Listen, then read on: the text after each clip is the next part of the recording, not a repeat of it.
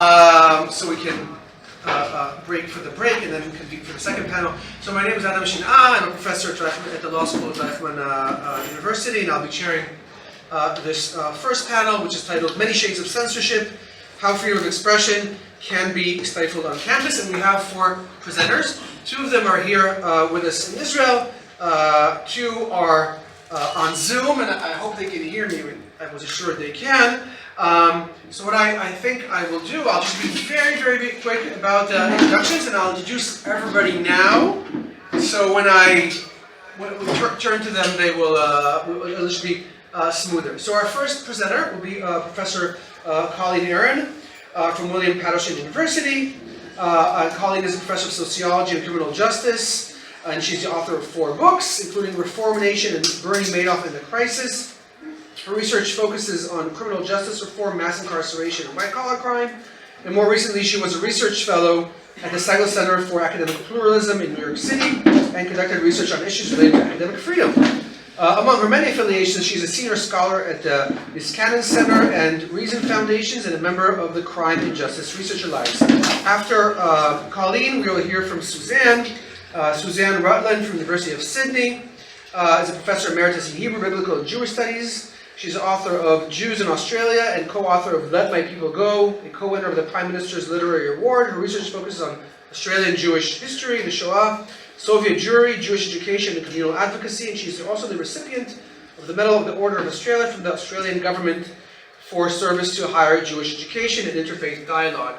After which we will hear from Elizabeth Weiss. Elizabeth is a professor emeritus of anthropology at San Jose State University. Her primary research expertise is in post-cranial studies using CT scans, X-rays, and metrics on past populations to reconstruct lifestyles and better understand bone biology.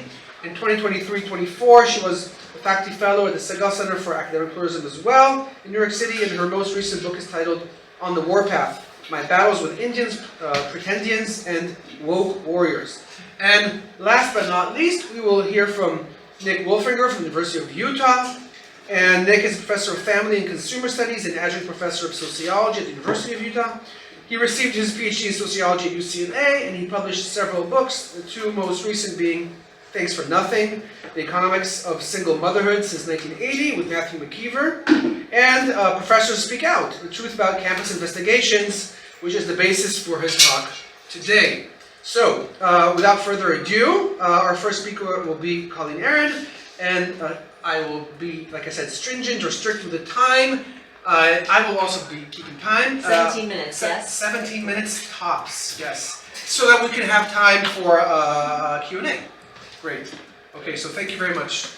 I'll signal to you when you have 5 minutes, okay? Okay, great. Thank you so much.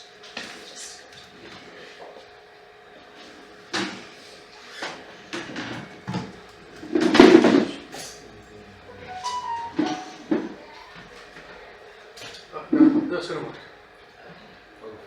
Hopefully. Great. Here. There we go. Okay. Good morning, everyone. So for those of you who are unfamiliar with the U.S. context, I know there are several professors from the U.S. here. Over the past few years, there's been an enormous amount of attention brought to whether or not, I can hear myself speaking on this, okay. Whether or not universities should be making statements as institutions on issues that are outside of their direct mission of teaching and research. This has been a topic that has come to light because of October 7th, but in fact the US has been going between the 2 polarities of wanting institutional neutrality or preferring political statement making for over 100 years. The origins of the U.S. university system in more ecclesiastical origins meant that for a while institutional neutrality was meant to counteract the influence of board of trustees who wanted to make specific types of social statements. But in the 1920s, in the 20th century, we also saw that colleges were, in fact, involved in making political statements. So for example, on the left, you'll see the president of Harvard at the time, after Pearl Harbor, President Conant. He dedicated, and he announced very proudly, that he would be dedicating Harvard's resources, intellectual, physical property, towards the war effort. So hardly neutrality there. And for a while, political statement making within reason was the norm, while there was not a mass influx of students into universities and colleges, which we saw in the 1960s, and that changed people's feeling about whether or not colleges should be neutral or not. So you see on the right-hand side, in the 1960s, with student protests, demands for divestment from South Africa, for example, their universities became incentivized to advocate for neutrality. And so you see this history of a movement towards neutrality over the 20th century, with some bumps along the way. So in 1915, I'll just do this briefly because I only have 17 minutes, the AAUP, in its Declaration of Principles, argued that colleges should be non-partisan institutes of learning. Otherwise, as Roy said, do we really deserve the public trust if we're not non-partisan institutions? As many of you are probably familiar with, during the 1960s, after that mass influx of students onto campuses and campus unrest, the Chicago University Committee released the Calvin Report, which argued heavily in favor of institutional neutrality for a range of reasons related to the maintenance of academic values, of freedom of inquiry. And so this became like the foundational document which made the justification for institutional neutrality. Not many colleges widely adopted the findings of the Calvin Report. In fact, I'll show this graph first just to make the point. In fact, it was only about 8 colleges had officially adopted institutional neutrality in the United States until October 7th, when you saw this proliferation of colleges adopting it. We went from 8 to 148 over the course of a year. Part of that was because state university systems such as Georgia adopted institutional neutrality throughout the university system, so that took away any type of free choice within those universities. But what really propelled it was, as I'm sure you all saw, this abysmal proceeding where college university presidents couldn't really address the question of what to do about calls for genocide against Jews. And in the wake of that horrible hearing with Ivy League presidents following October 7th, there became this push for institutional neutrality by organizations such as the one I was a fellow at, Heterodox Academy, as well as FIRE in the United States, very strong advocate for freedom of expression on college campuses. And the justification was that in order to have viewpoint diversity, open inquiry, freedom of expression, without chilling people for expressing themselves, if we don't have institutional neutrality, you'll feel like there's an official orthodoxy, and there'll be a chilling effect. This kept, I'm sure you've heard it over and over and over again, there'll be a chilling effect on campus. Okay, so that leads me to my question. There has been an enormous amount of ink spilled about how this chilling effect exists, but there has been exactly 0 empirical research on whether that actually is the case. How much does the political statement making by institutions, by college presidents, by chancellors affect the behavior of professors on the ground? The literature on neutrality that I did as the background to this project showed that it has 3 primary content areas. The first are practical and philosophical arguments, both for and against institutional neutrality. A kind of socio-historical narrative about when universities speak, and just as a side note, most of this focuses on how universities rely on a kind of white supremacist code of addressing issues without actually getting to deconstructing power, but that's another talk for another day. And then field-specific debates about whether neutrality exists within fields and what to do about it. I'm going to focus primarily for this talk on the practical and philosophical arguments against neutrality because it lends itself to my research, which talks about, which surveys professors for some empirical insights into what happens to professors when we have political speech. So those who have argued in favor of institutional neutrality over the past years, I highly recommend their work. They're fantastic scholars, Tom Ginsberg, Keith Whittington, Aaron Sager, and Diego Zambrano. What they have said, I've had to combine it for the sake of brevity, is that when you do not have institutional neutrality, you have open inquiry stifling effects. There's an orthodoxy on campus, we all know what it is, it shuts us up. It reduces intellectual diversity, partially because it deters people who may disagree from entering the university to begin with. They may perceive it as a political space where they do not have access or interest, etc. It discourages people from speaking informally or formally against the dominant position. It discourages debate, so you would not invite someone who holds a contrary position to the official orthodoxy on campus.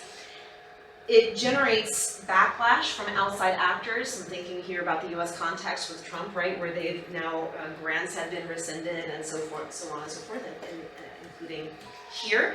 And also, again and again and again, you hear about this vague concept of a chilling effect on campus. So there are skeptics also of neutrality. Most prominent amongst them, Robert Coase, Ben Medeiros, Joshua Katz, David Barnheiser, and Peter Byrne. Those folks say, well, there's simply no data about chilling effect. And I can assure you all that this is absolutely true. There's not one article that's been published that shows a chilling effect of political statement making. There's a lack of investigation into what might be an intervening variable. So is it enough for the University of South Carolina to tweet against a particular position? Is there something intervening like campus culture? Is there something intervening like the percentage of Democrats on campus? Is there something else rather than the speech itself that explains a chilling effect? They say there's a lack of theoretical rigor. How do you connect the idea of a president speaking with the idea that Professor so-and-so in his classroom is not going to address the Israel-Palestine question? Others say that the idea of neutrality is an impossible ideal to begin with. Nothing can ever be neutral, and so why are we even bothering? These are the more political, left-leaning scholars that would say neutrality is fake to begin with. These left-leaning scholars also argue that there's often a double standard for what constitutes institutional neutrality. So I can accept funding from the Department of Defense to do war research, but you can't speak on a question about war in the Sudan, for example, so double standards. And lastly, those left-leaning scholars will say that neutrality is anti-DEI and anti-progressive. It's a Trojan horse for conservative causes. We've all heard this, and I'm sure fielded these types of questions ourselves. Yes? Is this institutional neutrality on the university level or also on the department? Yes, so well, my project is about institutional neutrality on the university level. There has also been no investigation of political statement making among departments or professional organizations that's theorized to have more of an impact. But again, nothing actually has been done, in surveys or otherwise. So my particular research project was really supposed to be just a first step into this space, and I encourage social scientists, psychologists, etc. to get into this space because it's a wide blue ocean, yes, about faculty attitudes towards these types of things because it doesn't exist. Okay, so in the United States we have R1, I don't know what the equivalent is in Israel, but these are high levels of research institutions, the highest. The reason why I chose them is because if there is a chilling effect, presumably this is where you see the most impact societally and otherwise. It's investigating tenure track only. I figured that there was other intervening variables when you have adjuncts and more precarious scholars involved. What are R1 faculty's attitudes towards political statement making by their university leadership to at least question at the institutional level? How do they modify their professional and extramural activities in response? What is their perception of support for these statements? And do demographic variables have a significant influence on these attitudes and behaviors independent of those things? So the methods very quickly. I'm happy to share my instrument with you if you'd like to try to replicate it, but a qual-quant survey was distributed by email to all R1 universities who had not declared neutrality, which by 2024 was a very small number, because everyone kind of went belly up in a remarkable display of courage.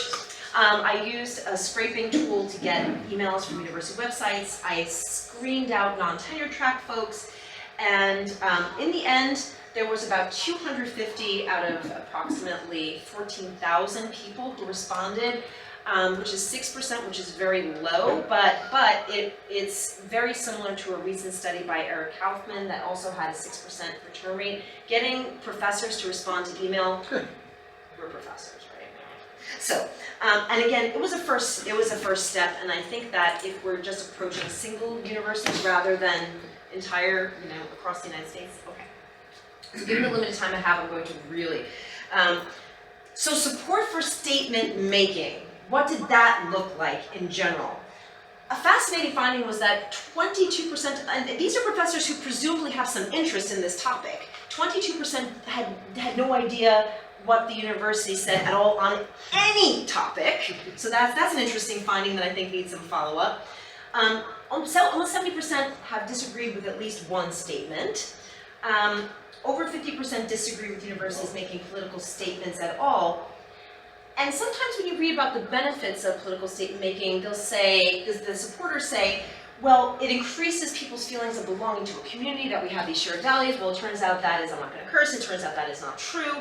Only 18% of people said that increased their feelings of belonging. I'm going to leave out the,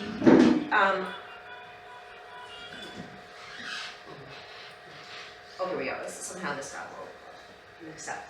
I'm going to leave out the quotes. I also did open-ended questions. I'm happy to share that with you so you get more of a textured feeling for this.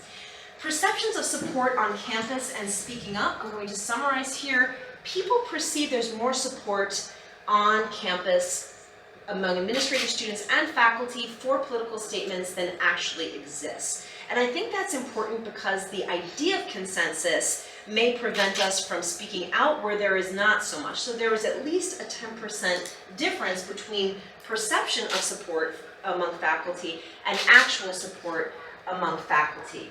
For those who have spoken out, whether in favor or against, about 15% were penalized for their beliefs. And that usually came in the form of penalized, yes. And that usually came, and this is important, I'd like you to also follow up on this, not from job threats, not from threats to security, which often I hear, well, I don't know, I need to keep my job, my kids are in college.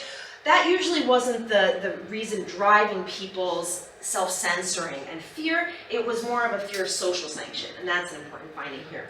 So what happened with self-censorship?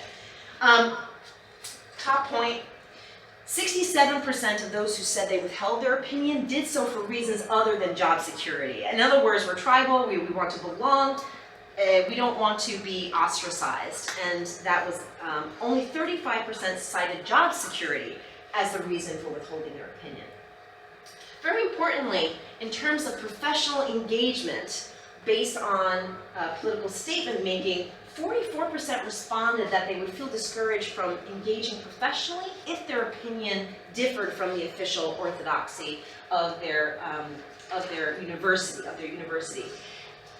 48% said they would be more likely to engage in a topic if officially sanctioned. So there's both a carrot and a stick involved, seemingly, in the political statement making. As far as extramural behavior, what you do outside of your professional responsibilities, there was less of a chilling effect. 10% were more likely to engage in extramural activities because their positions were aligned with the university, not a very strong finding.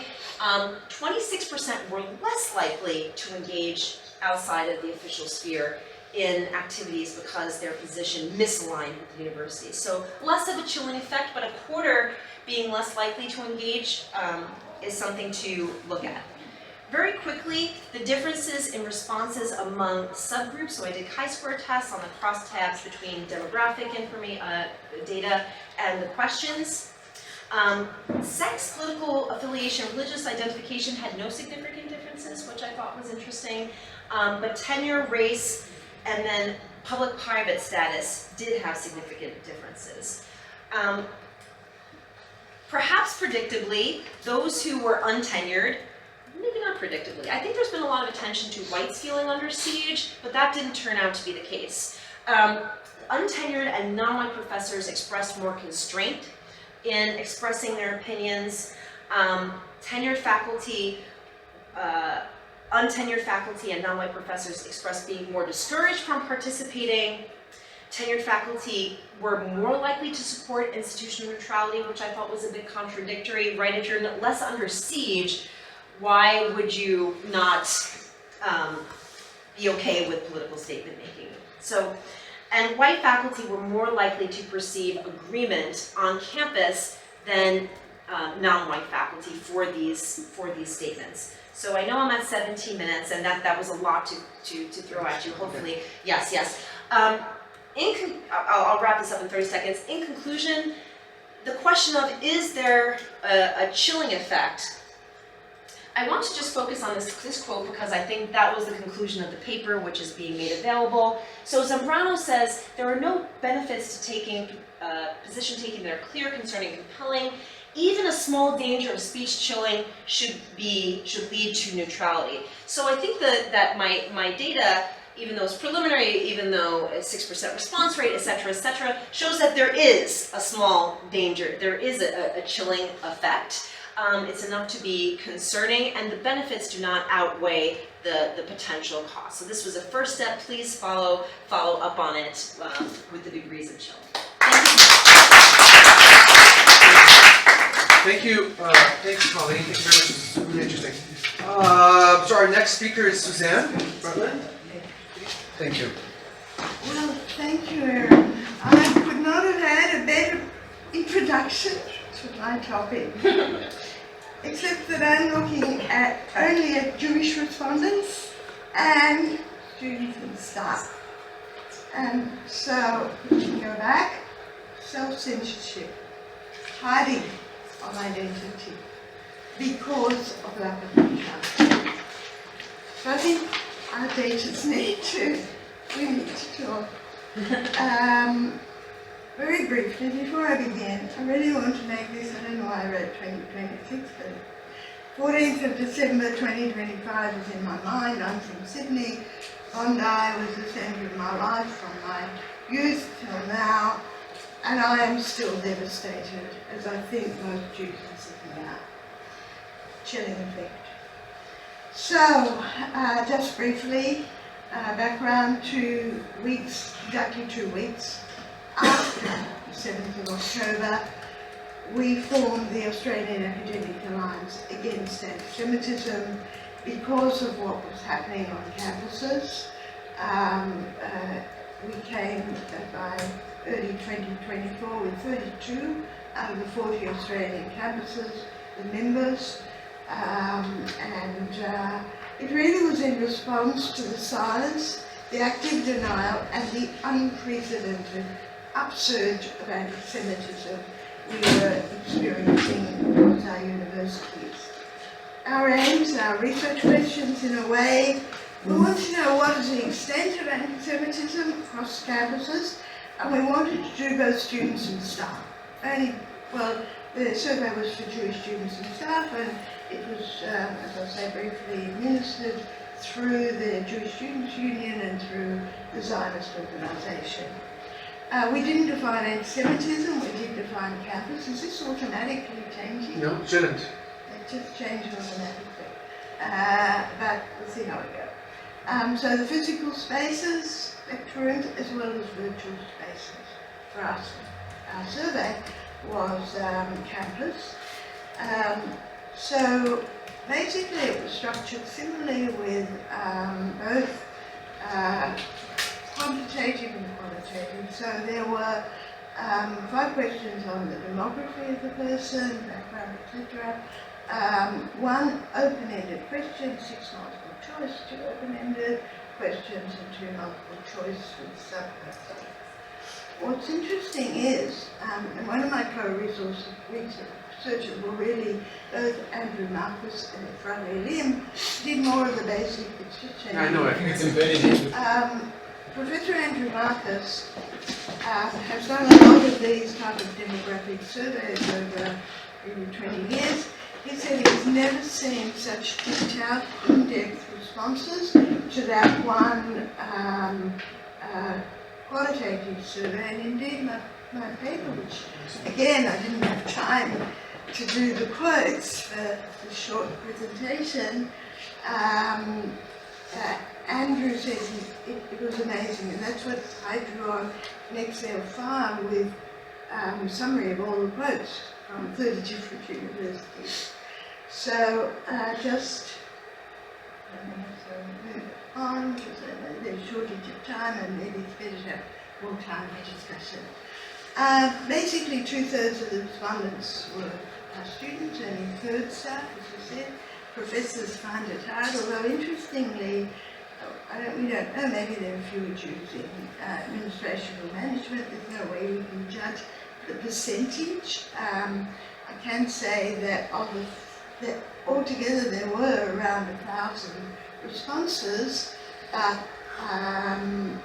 a lot of the responses were invalidated because they didn't complete or they weren't, they didn't fit into the parameters.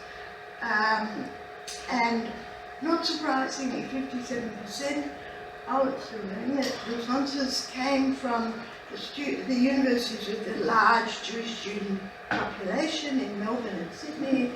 So Monash University of Melbourne in Melbourne, my University of Sydney, and New South Wales, 57%, which was understandable. That's where most Jewish students and probably staff are as well.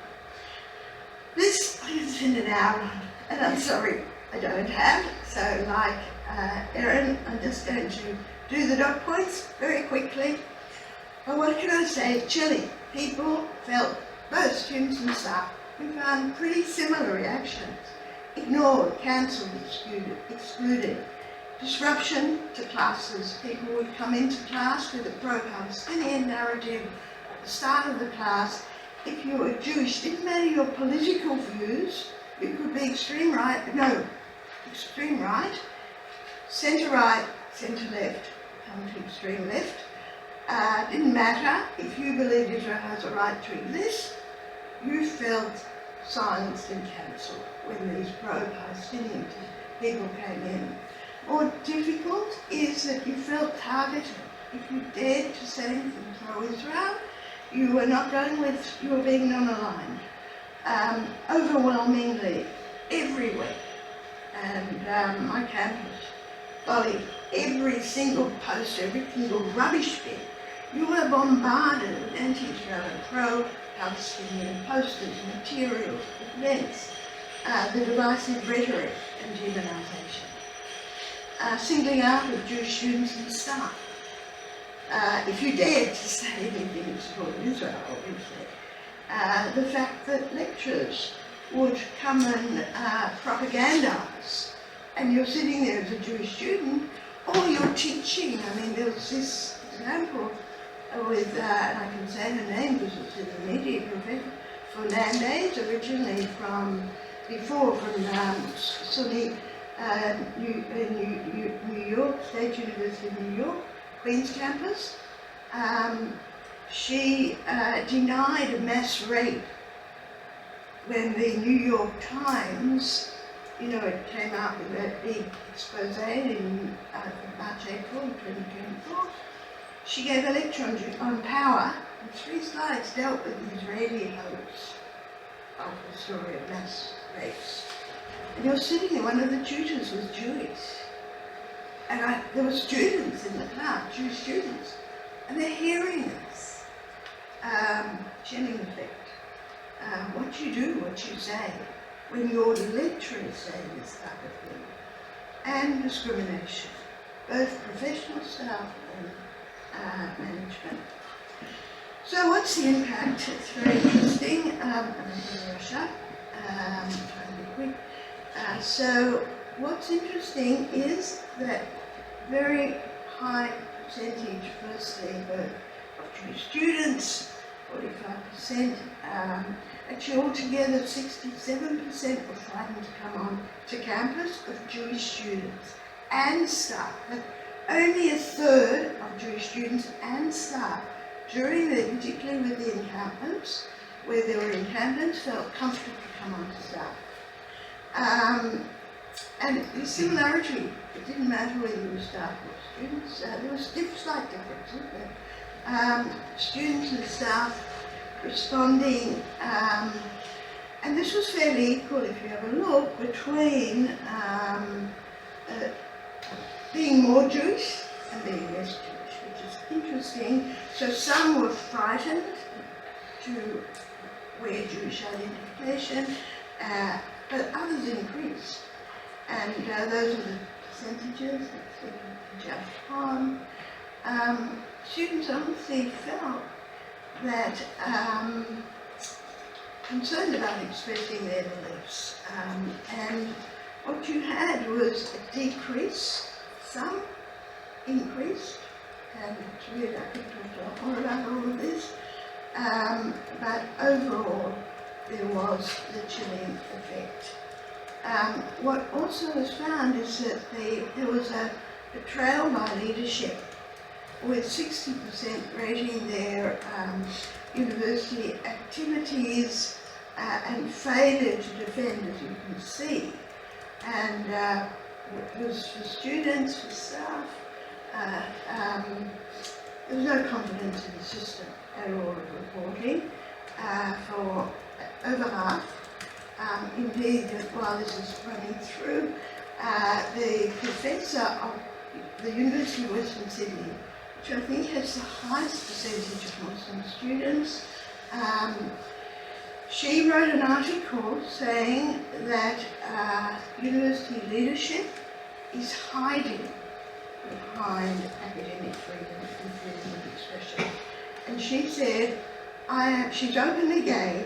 She had taken in, I've taken in a Muslim mother and son from Afghanistan with my partner. They're like part of our family.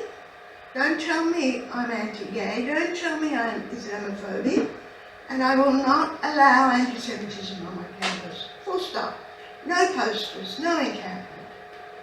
There still was, but nothing compared to the top elite universities, which in Sydney is. So here we have a sense of feeling unsafe for students and staff. So let me just go back, so it's still, let me go back. So isn't this a chilling effect? When 2/3 of Jewish students no longer feel safe on campus if they speak about Israel. What's interesting is this social reconfiguration.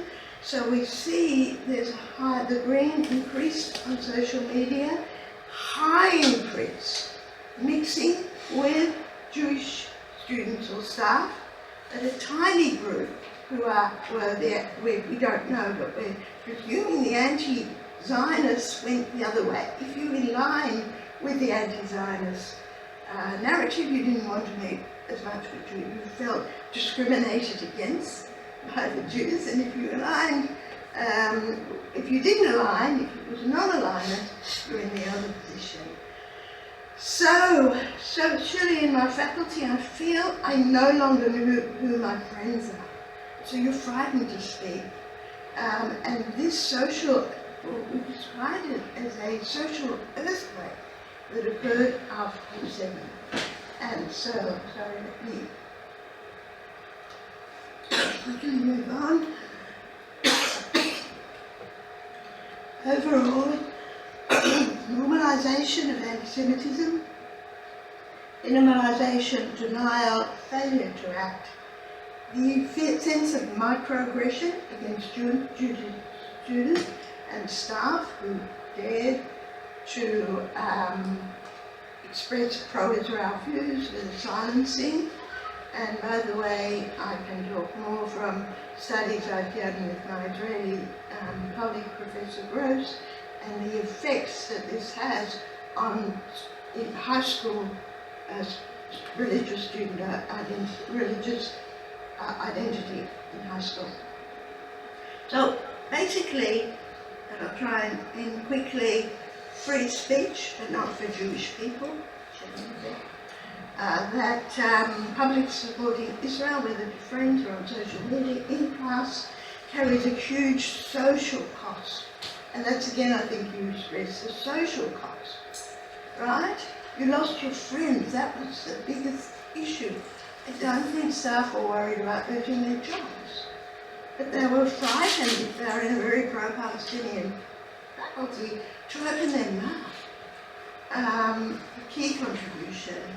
So 49% declined and censored their briefly is that it highlighted the anti-Semitism of both students and staff. We contributed to parliamentary inquiries. If I've got one more minute to say, we went through, sorry? Have 3 more minutes. 3, okay. So, I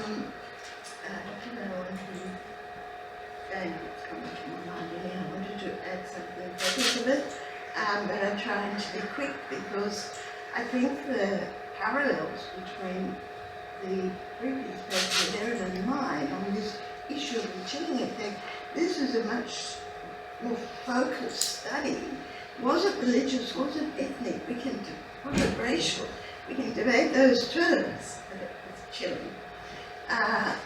People felt that their freedom of speech has been silenced. And as someone who has taught a course on the Arab-Israeli conflict with my Arab colleague, Professor Ahmed Shabul, and for some of you may have heard of Professor Jeff Moses from, now in the US from the Department of History, neither of whom believed a Jewish state should exist. So I believe that when you're talking about academic freedom, only if different points of view are taught. If you're teaching a political point of view, which, as I said, in my case, I've worked with 2 colleagues whose political views were the opposite to mine. But I felt that it's important for the students to hear the different narratives and for themselves to come to their own political views. But when they're being told, oh, there was no rape, that everything is fabricated, that Israel is doing just to get a good name, and to me that is not freedom of speech or academic freedom. So we need to denormalize, we need to work at showing different points of view on our campuses. We need to understand when does free speech become hate speech? When does globalizing intifada leading to Hamas clapping hands and leading to Moderator? We need to ask those questions.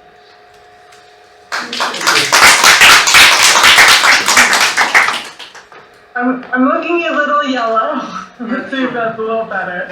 It's nighttime here, so excuse the odd lighting. And I'm gonna share my slides. Okay. Can everybody see that? No, I can't see the slides.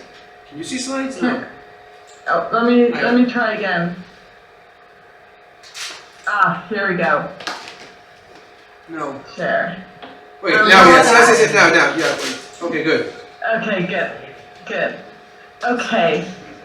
I'm going to see if I can go forward in these slides. That's another important part. There we go. Okay. Good. Thank you so much for having me on. And I really wish I could be there in person, hopefully next time. Anthropological research integrity is being diminished by requiring researchers to collaborate with indigenous tribes. From Native Americans in the US to the Maori in New Zealand, from various African tribes to Australian Aborigines, and even the Sami in Northern Europe.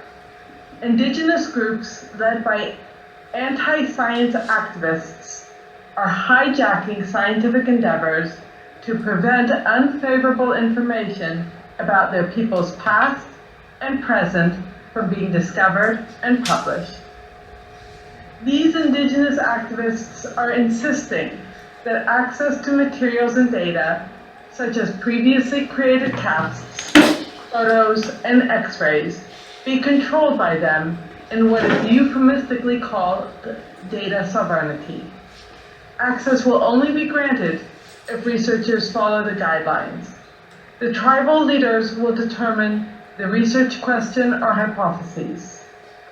The tribal leaders will decide the methodologies used. The research must benefit, especially financially, the tribe, and the tribe decides whether the end result can be published.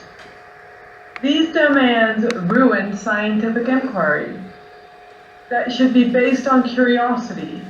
Methods should be decided by the best way to answer the questions being asked, and results should be published regardless of whether they are favorable or not to a specific group.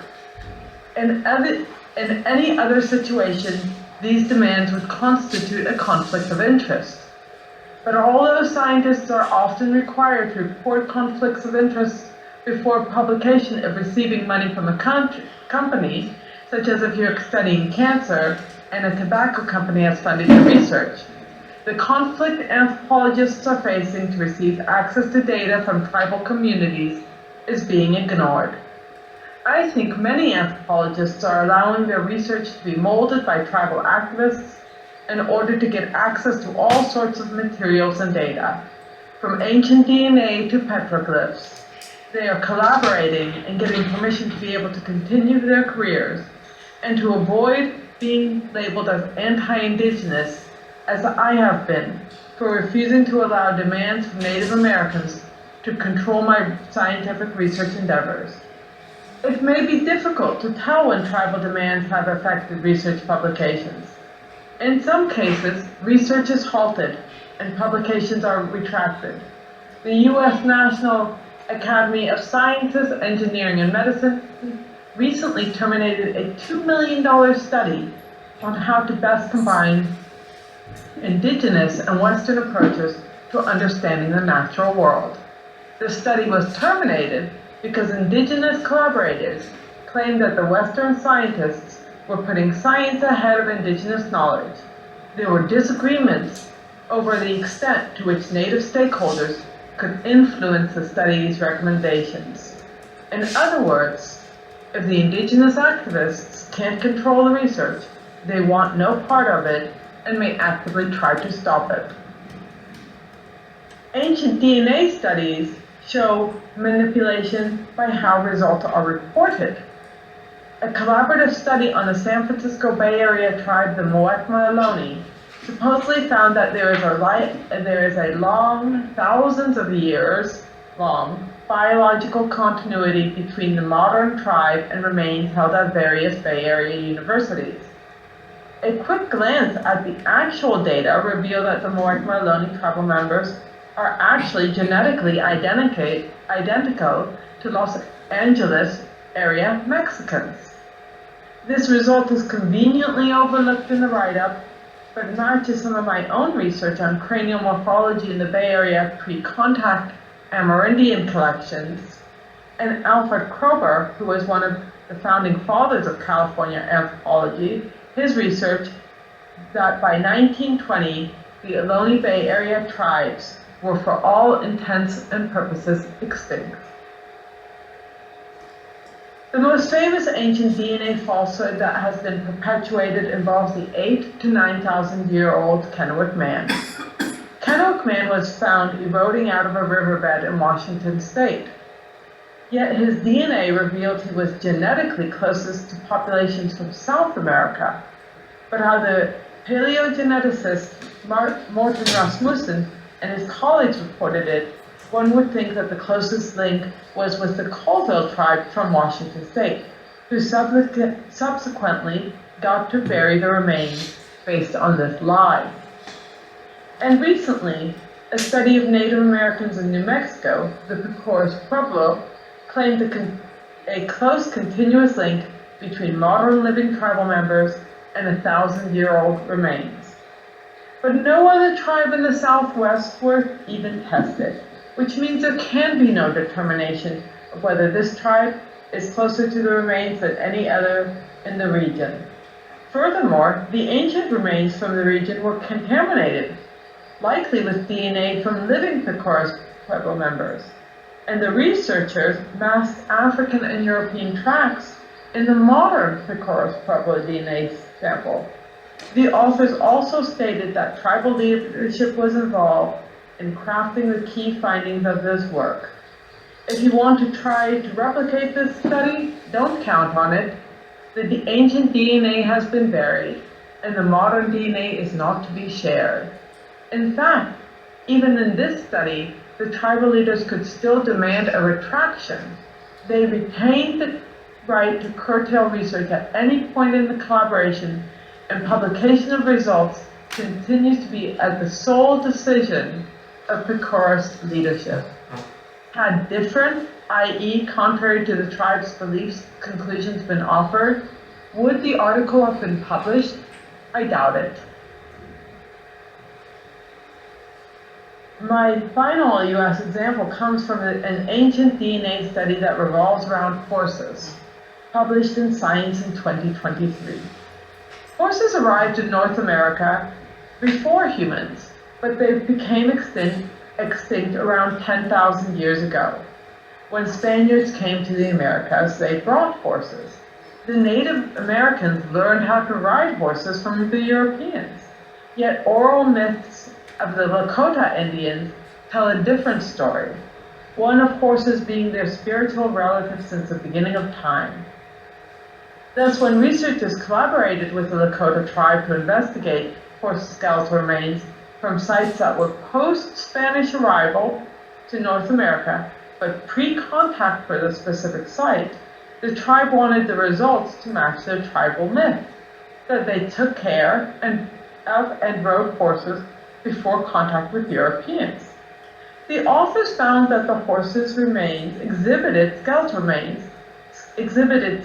traits that they had been ridden, but also the horse DNA was a match with the Spanish horses. Surprisingly, the horses had been butchered. The most parsimonious and therefore probably correct conclusion would be that these horses escaped from their Spanish owners and made it to Indian country. The Indians then hunted them and ate the meat. But instead of this conclusion, the conclusion published was that the remains revealed that the Lakota rode horses before European contact, perhaps even as far back as 12,000 years ago. In reporting on this successful collaborative effort, the editor-in-chief of Science, H. Holden Thorpe, wrote that one stipulation was that he should not speak independently of the Lakota, and so he agreed to have his commentary reviewed before publication, something he'd never done before. Thorpe claims that the Native American tribal reviewer did not alter its meaning or message, but ensured that language respected Lakota tradition. But how can we know? All my examples have come from research on Native Americans because that's my area of expertise. However, articles on how to collaborate with Indigenous people show this controlled research by activists is a worldwide problem. For instance, in a chapter titled Integrating Care and Fair Principles in the Digital Preservation of Indigenous Knowledge to Achieve the Sustainable Development Goals, the authors discuss Makutu, which is an Indigenous knowledge content management system used in Australia. In this system, Indigenous communities can control how materials are accessed and shared. The system enables Indigenous communities to restrict access by sex, age, status, and ethnicity.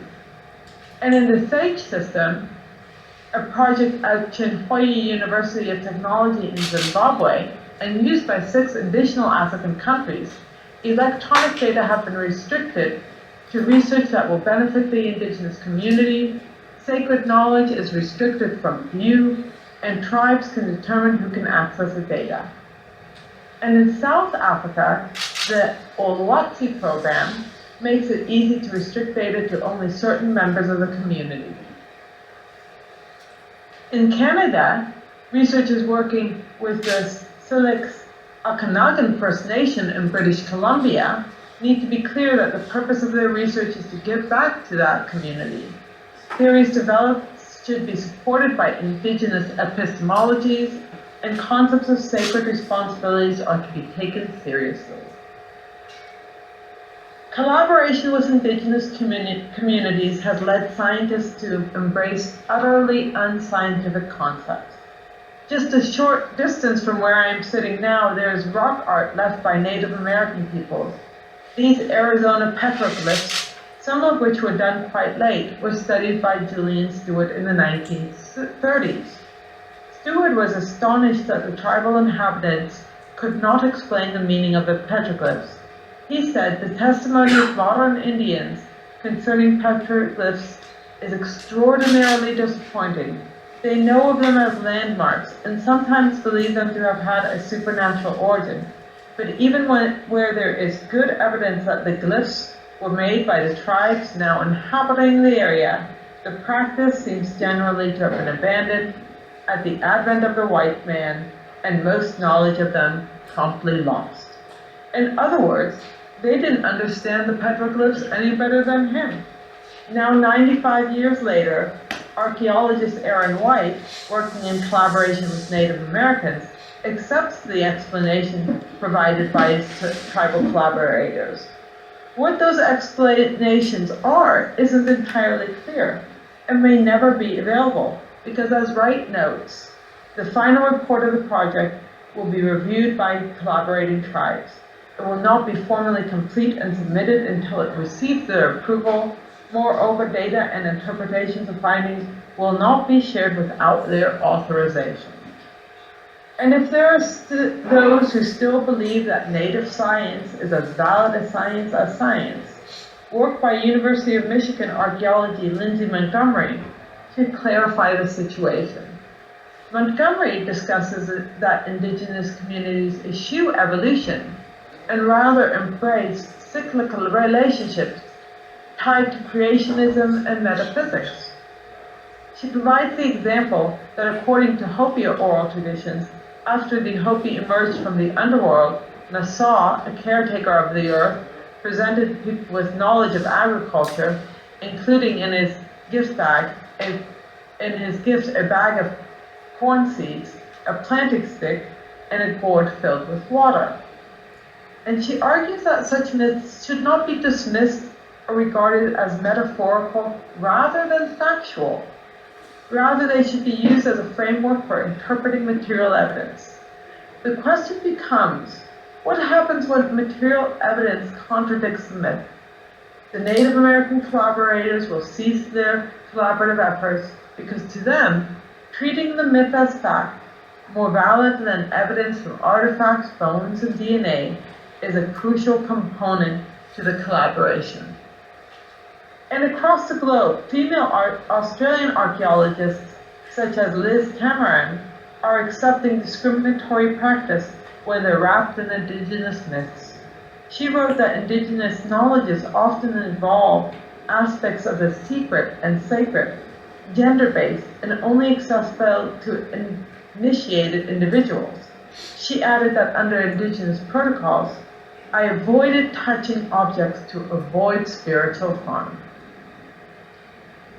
But perhaps most problematic is what Indigenous activists don't want scientists to study. For example, the natives in Burrow, Alaska, are still upset that a 1979 study on alcoholism led to a New York Times article on rates of alcohol abuse in the community, rather than ways that this problem was being combated. Since then, they haven't been open to research on alcoholism, even though it may help them. In the case of the New Mexico Pecora Pueblo tribe, the DNA data that is already collected is not to be used for medical or natural selection studies. It is my hope that by making others aware of Indigenous infringement on scientific research, which started in anthropology and has now infected other fields such as entomology, biology, neuroscience and geology, those truly interested in discovering objective truths and driven by intellectual curiosity will persevere and fight back against this devastating loss of academic freedom. Thank you. Thank you. Okay, thank you very much. And our last speaker now will be Nick, who's already unmuted, right? So, Nick, can you hear us? Yeah, can you hear me? Yes. Good. Okay, great. Well, thank you all for coming to this conference. I'm here today to tell you how I came to edit a book called Professors Speak Out, a collection of 20 stories in which faculty members recount the experience of being investigated by their universities. I'm a tenured professor at the University of Utah, where I've taught since 1998. I'm a quantitative social scientist who writes books about marriage, divorce, and how they interact with our broader social institutions. In 2016, I got a phone call from a university apparatchik. The phone call was to inform me that the university was launching a Title IX sexual misconduct investigation. I had no way of knowing that this would be the first of 3 investigations over the next 5 years. What had I been accused of doing? Most of the allegations concerned conversations I'd had with colleagues in the late 90s and early 2000s, soon after I joined the faculty. Remember, this was almost 20 years earlier. Here's my favorite of the accusations, and I quote, "You have recounted stories to female faculty members related to your proposal to your wife and how you proposed a strip club during a lap dance." This is true, except for the part about the lap dance. I recounted my story to my 3 fellow junior colleagues, all of whom were women, off campus over drinks and pizza. Our conversations were often off color, as anyone who's ever had a drink with coworkers might relate to. Now, if anyone at this webinar feels similarly scandalized by learning where I proposed to my now ex-wife, please file a complaint against me. The University of Utah makes it easy, with a website and pull-down menus designed to accommodate even the laziest of accusers. The allegations included a lot of stuff like this, but I found most ominous were the allegations of an unnamed reporter who phoned my academic department, or allegedly phoned my department, to complain about something I'd said. What reporter?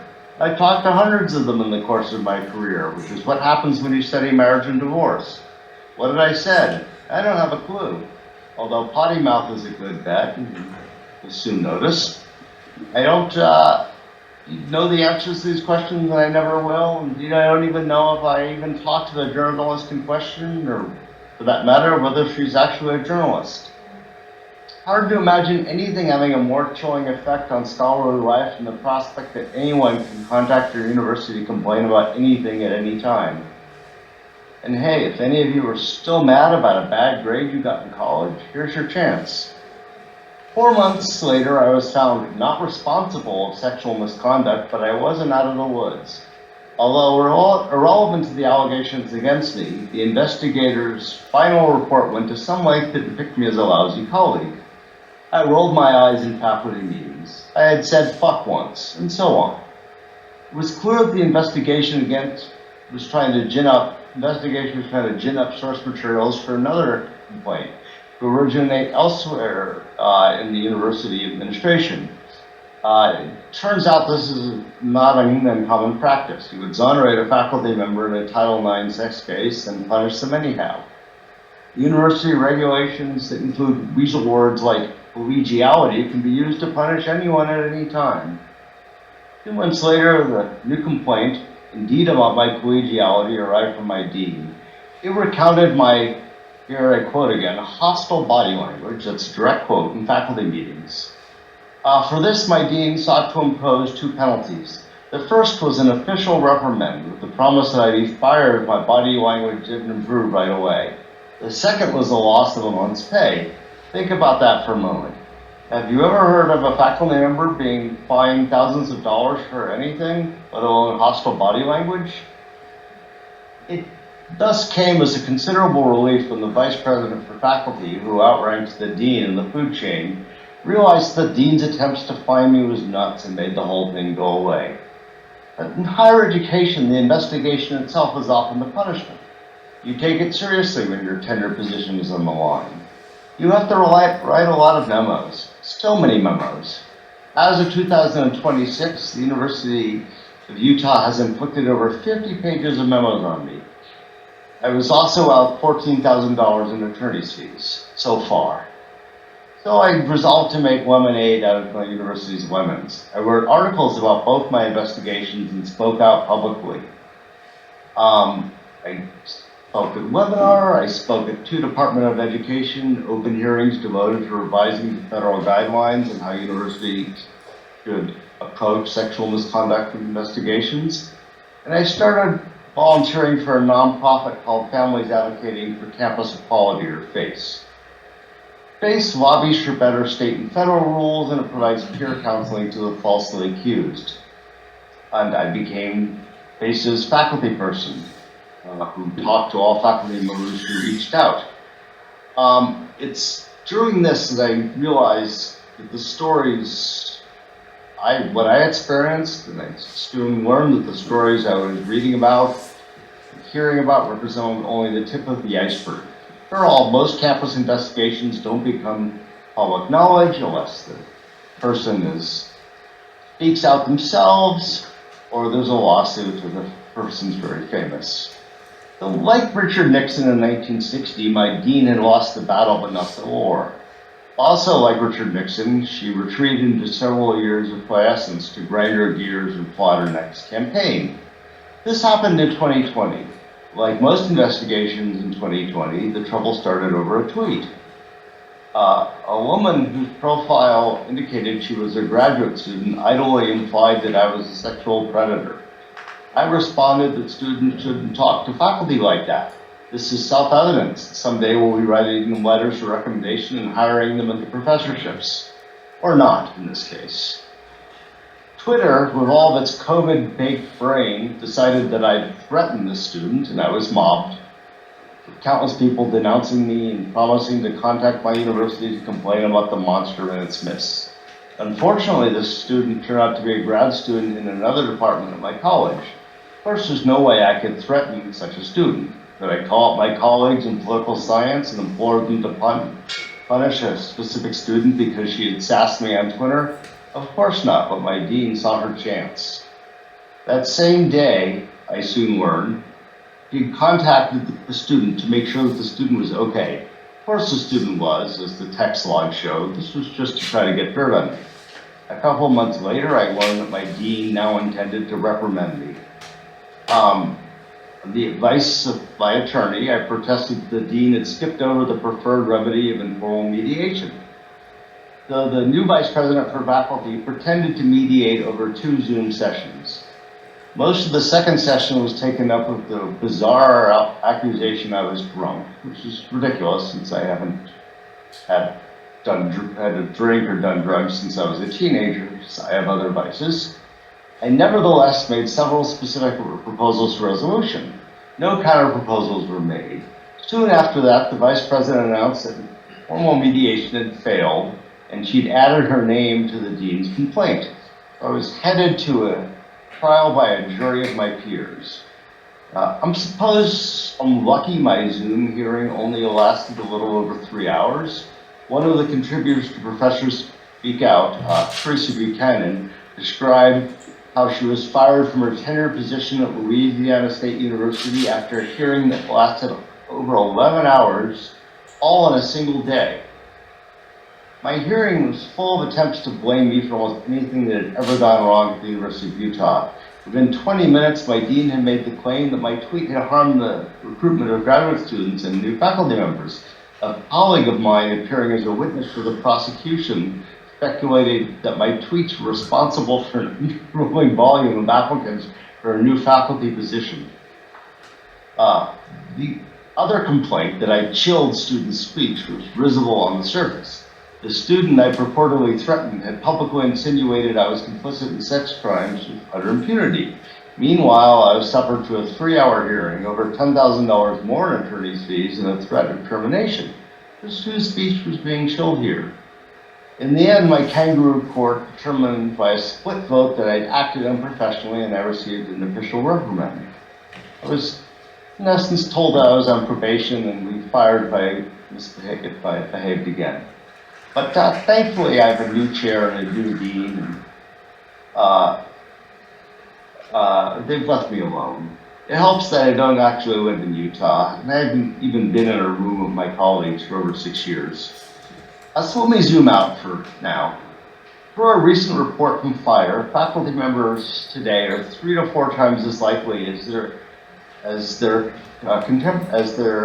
peers during the McCarthy-era Red Scare in the United States in the 1950s to say they self-censored in their writings, lectures, or interviews. Is this paranoia? No, faculty members surveyed by FIRE are right to be concerned. The number of professors investigated by their speech jumped from 4 in 2000 to 145 in 2022. And that was before October 7th. Soon after, multiple accounts appeared in progressive media about the new McCarthyism on campus. In my mind, it was a fitting complement to all the articles about the new McCarthyism on campus from conservative media a few years back. So professors speak out make clear that many campus investigations have political origins, but the problem is clearly bipartisan. The result on scholars has come from both the left and the right, exacerbated by social media and political polarization. Sometimes it's nonpartisan, like my own inquests. Why is this happening? In the introduction to Professors Speak Out, I set out some of the reasons I suspect. In 2011, the U.S. Department of Education issued new guidance on how campuses should handle sexual misconduct on campus. The new rules weaken due process protections for anyone accused of sexual harassment or assault, but perhaps more important were the perverse incentives this 2011 so-called Dear Colleague letter established. Colleges were threatened with inclusion on a federal blacklist and theoretically the loss of federal funding. Although this actually never happened. What did happen is that colleges and universities faced pricey compliance reviews if they showed insufficient vigor in investigating sexual misconduct. The 2011 instructions thus created perverse incentives for colleges to investigate every allegation of sexual misconduct, no matter how frivolous. Federal legislation originally intended to promote gender equity in higher education became a framework for punishing things like a faculty member's poorly conceived question on bikini waxing. I'm not making this up. Howard University's Reginald Robinson was investigated for 500 days. Arizona State's Sarah Viren was investigated on the places of a colleague competing for a better job, an ordeal she described in the New York Times Magazine article and subsequently a book. A second reason for these investigations is the new generation of public students who often believe that ideas they don't like actually constitute violence. The past decade or so has seen students protesting at Northwestern, Old Dominion, and elsewhere to demand that universities publish faculty members on the basis of books and articles. In an era when universities are increasingly competing for tuition dollars, students are the customer, and the customer is always right. The aforementioned student complaints at Northwestern and Old Dominion both resulted in faculty members being investigated. Third reason for the surge in faculty investigations is the surge in ideological tumult that characterized the first Trump administration, especially in 2020. Barack Obama may have been talking about college faculty when he discussed circular firing squads, as left-leaning faculty sought to extirpate any perceived manifestations of Trumpism in their workplaces. Academic departments turned out to be excellent incubators for the narcissism of small differences. I'm sure many of you are familiar with Sayre's law. The conflicts in academia are great because the stakes are so small. Now you don't have to argue in faculty meetings. You can just denounce your colleagues to the campus torquemadas. A Title IX investigation is a good option if a colleague ever told you to fuck yourself, given the ambiguous sexual meaning of the F word. The fourth reason for the enormous number of faculty investigations is the proliferation of so-called faculty watch lists. lists of alleged academic radicals. In conjunction with right-wing media like Campus Reform and the College Fix, this ecosystem reliably marshals social media mobs against faculty, with rich alumni sometimes supporting their campaigns. As you've repeatedly seen, when professors are attacked from their political left, the allegations usually originate on campus. When the attacks come from the right, the origins tend to be from off campus. You take these 4 facts: new federal guidance and Title IX investigations, students who seek out their university's protections from faculty speech they don't like, circular firing squad as ideologically homogenous departments hunt for heretics, the right-wing media ecosystem constantly looking for targets among these left-leaning faculty. You place this all in a polarized environment lubricated by social media and a mushrooming campus bureaucracy dedicated to policing faculty. Harvard employs 50 Title IX investigators. You put that many cops on the beat, they're going to bring in suspects. That's how bureaucracies work.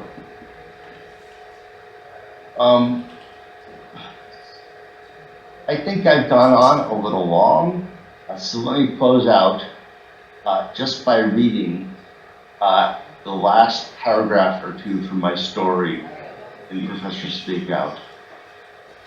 It's a privilege to be editing this volume and contributing a chapter to it. For all its faults, academia is the only profession that allows its members to publicly criticize their employers with virtual impunity. This is part and parcel of the rightful objective of the social sciences, which is to make sense of the world human beings have created. It's what I've done in my scholarship, relying primarily on national data to better understand trends in sex, marriage, and divorce, and how these basic human activities interact with larger social institutions. This book seeks to shine a spotlight on how universities have failed both their faculty members and their broader mission through arbitrary and capricious investigations of kangaroo courts and harsh justice. The experience of my fellow authors, many of whom suffered far more than I have at the hands of their institutions, strike at the academic ideal of open inquiry. I can imagine our best and brightest forsaking academia as a career choice if they anticipate only star chambers and intellectual blinkers. What kind of universities will we have when our faculty can't write, speak, or teach the truth? Who would want to work in universities like this? Let's not find out. And thank you for all coming today and participating. I wish I could be there too. Thank you very much, Nick. We actually have time, as planned. We have 15 minutes for Q&A. If anybody would like to start. Yes, please. And if you can introduce yourself as well. Yeah, Colleen Levine, from Curtin University, from the law school at Curtin University. I just have a question for Colleen. Just in terms of, you're talking about institutional neutrality and positions taken by institutions. I just want to know I'd just like to know some examples of positions that have been taken by universities in the States. Sure. Well, I think most of us in the U.S. would say that the cascade of statements began maybe after 2015, 2016, when we began to have a lot of attention brought to violence against unarmed black males. And so the George Floyd case was one where most of us had emails from our presidents saying they'd announce anti-black violence, they'd announce violence of the police against the black community, they stand in solidarity with the black community, and that type of thing. So that was often, and another project I have is interviewing presidents about their issuance of these statements. So often it had to be like within a day in order to appease students and other constituencies who wanted something immediately. So George Floyd, the Supreme Court hearing about, the Supreme Court decision about abortion, affirmative action, the war on the war between Israel and Hamas. So those were all statements that were issued where sides were indeed taken. Whether that was satisfactory or not to the community was part of the debate. By the institution, so the institution took that position. Yes, right, well, there's a okay. debate about who speaks for the institution, but typically we think the president or the chancellor speaks for the institution. And so these are often put up on official pages, statements by the president, and so that's seen as institutional So the president actually, like, for instance, made a statement Yes. that Israel was wrong in how they were dealing with Gaza, that they were making those kinds of statements. Yes, and it was the statements for Hamas about Hamas were usually we understand that members of the community may feel that this is a very trying time. We understand but so when October 7th happened, oftentimes presidents were attacked for not coming out strongly enough against Hamas. So in this case, but that's not like really a university position, because that was also the case in Australia, where the university management wasn't coming out strongly against. Yes. But I didn't see the university as making a statement that Israel was wrong. It was more the student bodies that were claiming that Israel was guilty of genocide. It wasn't the universities that were saying that Israel was guilty of genocide in Gaza. Are you saying that in the States, university presidents were saying Israel is guilty of genocide? No. But not genocide, but kind of making political statements in behalf of the university. That's what the Peled principles are about. They shouldn't. Yes. No, it was in no way as incendiary as Israel's committing genocide. But it was a little bit light touch about what Hamas did, and so that's where they were criticized. And then, of course, when the Israeli government then started taking massive actions in Gaza, some of them reversed course a little bit and said, we understand the suffering of the Palestinian community and we empathize with that. But whatever they said, it was this is happening around the world from the US. It was not addressing something to do with the teaching or research of the institution. It was about a political circumstance. So they were taking positions on that. They were taking positions on police actions in the case of George Floyd. They were taking issues on abortion. So it's not even that it was like terribly incendiary in some cases, but they were taking a stand. Yes, right, got it, thank you. Yeah. In fact, part of the problem was that it became so commonplace that there was an earthquake in Nicaragua and you had this statement about that you sympathized with the victims, and then if there was a flood in another country, then people said, well, how come you were sympathizing with Nicaragua but didn't issue a statement about our flood here? And so there was kind of like a lowering of the threshold for which they got involved in everything from tax reform to whatever. Look, I'll admit, I mean, if you've got students in your university that come from these places, I think it's right for vice chancellors of the universities to come out and to say, if you need support to our students on the university campus, please go and we've got these places that can support you. I don't think that's a statement actually made by the university. I think that's a president or vice chancellor of a university coming out and saying, we have support for all students that are affected in this particular case. That's not what we're referring to, and that's part of institutional neutrality has brought about more. We understand what students are going through, there are support services available, but what existed prior to October 7th was much more of taking a position. We denounced police violence, we denounced violence against the black. It was much more of affirmative. But again, you've got black people at your university, right? So you're denouncing violence against black people. I don't see that as so problematic myself, but it's just interesting hearing about this.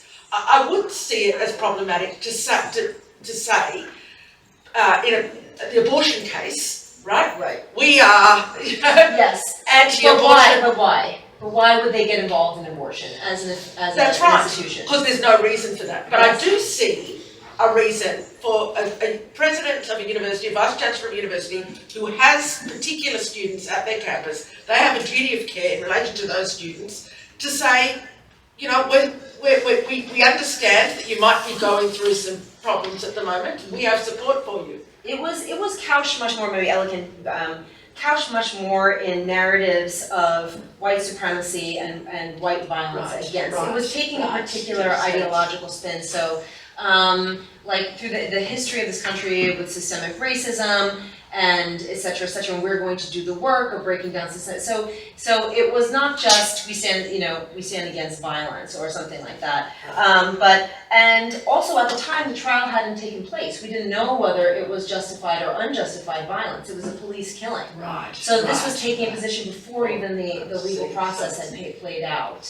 But I think to your point, the abortion, or Ellie's mentioning the example of an earthquake, I'm not even joking that after the Turkish earthquake, there was clamoring, I'm Turkish American too, but by the Turkish faculty, be like, what about our earthquake? So it became much more about each specific incident, yeah. Right. Roy. I had a question to Elizabeth. Here. Let's say you could set aside concerns about control over data and publication. Is there no value in working, integrating local tribes in a way to this research, or hearing what they have to say, etc.?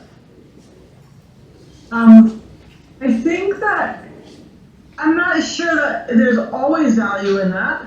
I would say that if somebody wants to look into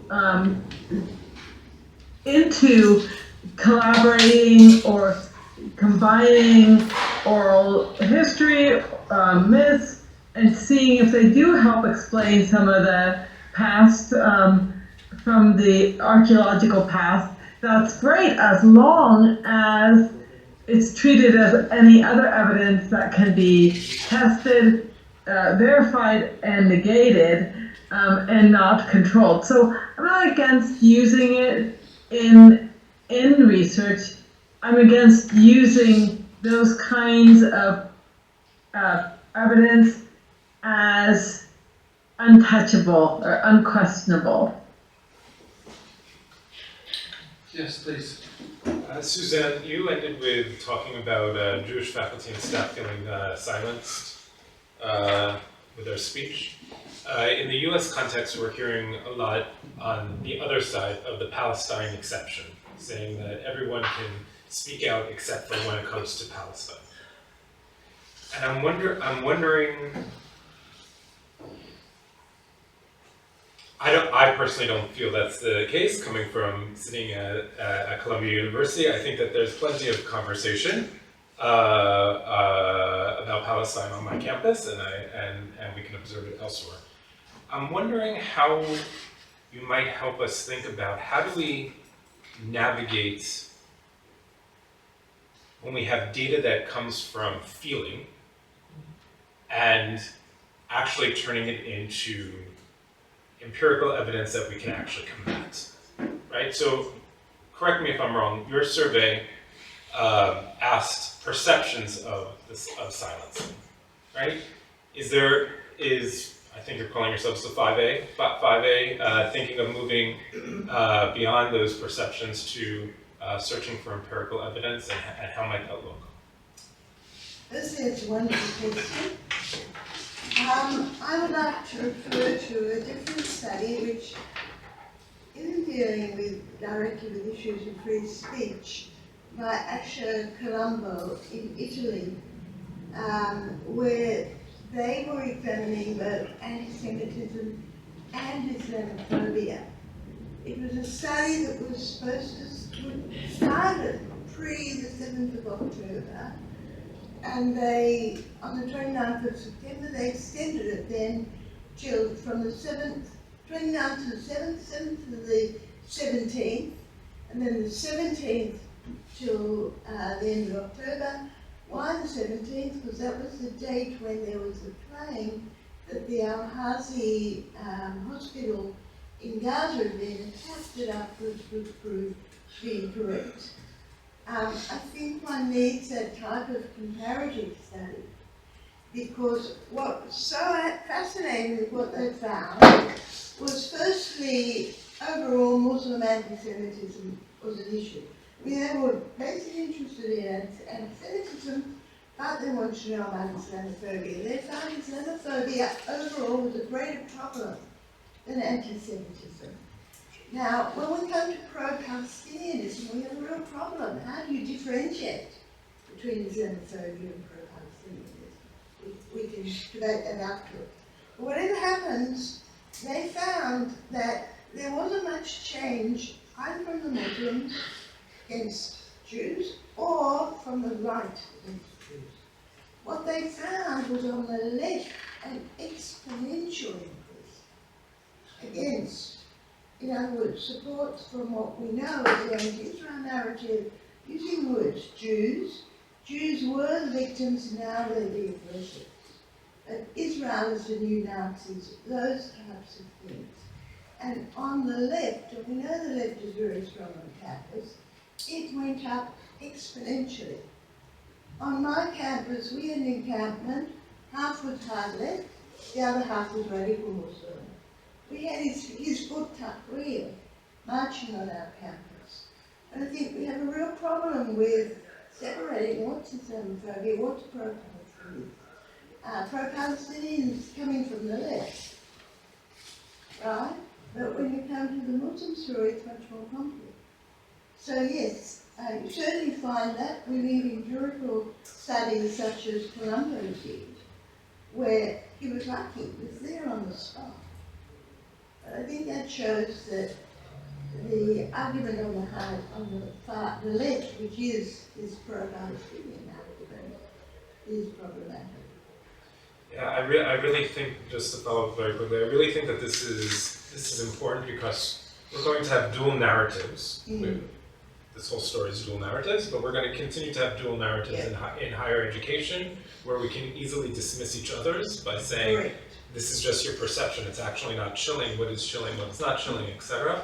And I think that having those narratives are important and those perceptions are important, but then also being able to tie it to actual action. Yeah.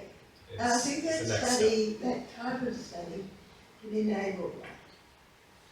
We also have to understand what's pro-Palestinianism, what's Islamophobia, and talking about Elizabeth's presentation, what we're finding in Australia is that the pro-Palestinian movement, Palestinian Advocacy Network, is taking on the Indigenous story, and they're saying we are the Indigenous people, and they're using that very actively in campaigns for education, and that of course is problematic because it denies Jewish their Jewish colonialism, denies Jewish indigenous connections to the land of Israel. So it's incredibly, I agree, incredibly problematic situation.